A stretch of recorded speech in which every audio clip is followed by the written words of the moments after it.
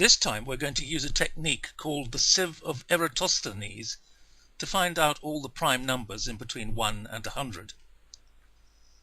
So let's start the process. First of all, 1 is not a prime number, so get rid of it.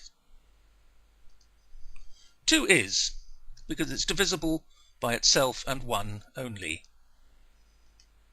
But all the other multiples of 2, in other words all the other even numbers, can't be prime, so let's get rid of those as well. The next number 3, well, it's not divisible by 2, so it must be a prime number itself. But let's have a look at the multiples of 3. They're not prime numbers,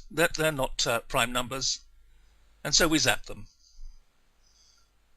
5 is the next number, and it must be prime because it's not divisible by anything smaller than itself except 1. Get rid of all the other multiples of 5 though. 7 is a prime number because it's not divisible by anything smaller than itself except 1.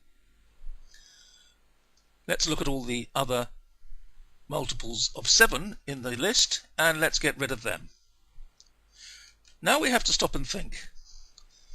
Think about the numbers on the list which haven't yet been knocked out. If they are divisible by a prime number which is larger than 10, then they must also be divisible by a prime number which is smaller than 10, because 10 tens are 100, and you can't have numbers divisible by 2 prime numbers which are both larger than 10. So it follows that every other number on the list is prime, because we've got rid of all the numbers which are divisible by 2, 3, 5 and 7. So all of the numbers which haven't been taken off the list at that stage must also be prime numbers.